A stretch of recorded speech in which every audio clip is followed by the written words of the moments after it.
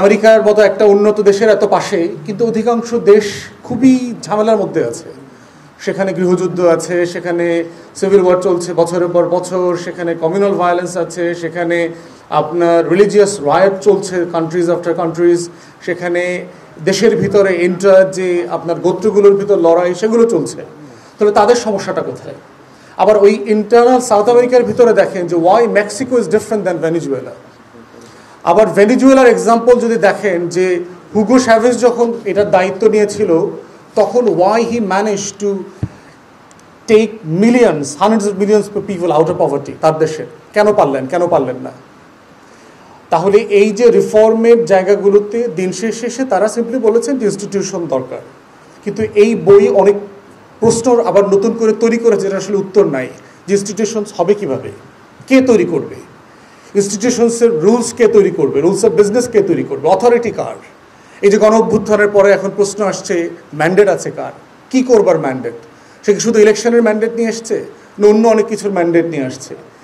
এবং এই যে রিফর্মের উদ্যোগগুলো যে চ্যালেঞ্জের মুখোমুখি পড়ছে, এনবিআরে দেখেন রিসেন্টলি যেটা হয়েছে, সচিবালয়ে দেখেন, সিম্পল রিফর্ম, অ্যাকাউন্টেবিলিটি রিফর্ম চাইছে সিম্পলি, কারো ওপর কোনো কিছু চাপিয়ে দেওয়া হয়নি, কারো কোনো ফ্যাসিলিটি, বেতন ভাতা, বোনাস কিন্তু পরিবর্তন করা হয়নি।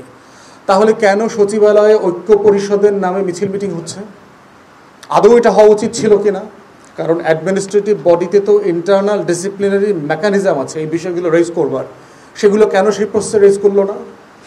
তাহলে প্রশ্ন হচ্ছে যে আমরা কি স্ট্যাটাস কোতে, করাপশনে, কাজ না করে বেতন তুলতে এতটাই অভ্যস্ত হয়ে গেছি যে আর সিম্পলি টায়ার্ড লিসেনিং দ্যাট আমাদেরকে কেউ অ্যাকাউন্টেবল করবে? এটা কীভাবে সম্ভব? আমি 3 ঘন্টা কাজ করে 8 ঘন্টার বেতন পাই, এখন আমাকে 8 ঘন্টা কাজ করতে বলছে, এইটা কেমন আইন? এটা তো ব্ল্যাক ল। 8 ঘন্টা কাজ করতে হবে আমাকে, 5 দিনই কাজ করতে হবে আমাকে বেতন নেবার জন্য, আমাকে সকাল 9টার মধ্যেই অফিসে যাইতে হবে, এটা কেমন কথা? মানে যেই জিনিসটা ওয়াজ ইনএভিটেবল রিয়ালিটি সেইটাকে এখন আইন করে এনফোর্স করতে হচ্ছে, because the society and the administrative bodies become so corrupt, they simply forgot what was the record of.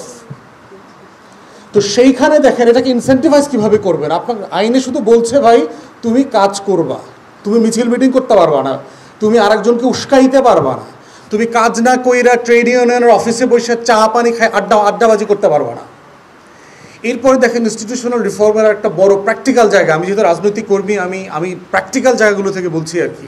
হাসপাতালে যান, প্রত্যেকটা হাসপাতালে দেখলে মনে হবে, ধরেন আগের 16 বছরের কথা বলছি, এগুলো আওয়ামী লীগের একটা মিনি অফিস। অমুক সমিতি, তমুকের সালাম নিন, তমুক ডাক্তার অমুক জায়গায় নির্বাচন করতেছে। আদালতে যান, আপনার মনে হবে যে এটা একটা আওয়ামী আদালত পাড়া। অ্যাটর্নি জেনারেল অফিস বলেন, এখানে বলেন, সেইখানে বলেন, সব জায়গায় ছবি, ফেস্টুন, পোস্টার। তাহলে রিফর্ম আপনি কোন জায়গা থেকে শুরু করবেন? প্রত্যেকটা ইনস্টিটিউশন, পেশাজীবী সংগঠনের নামে বাংলাদেশে যা হয়েছে, হাইলি পলিটিসাইজড। রিফর্ম তো আলটিমেটলি এই ইনস্টিটিউশনগুলোর রিফর্মের কথাই তো আমরা বলছি। তাহলে দেশে পেশাজীবী সংগঠন রেখে, রাজনৈতিক বলয় রেখে আসলে রিফর্ম সম্ভব কিনা? অতএব এই লট অফ ইস্যুস যেগুলো আমরা প্র্যাকটিক্যালি রেগুলার ফেস করতেছি, যেটা আমাদের we have more questions than we have answers.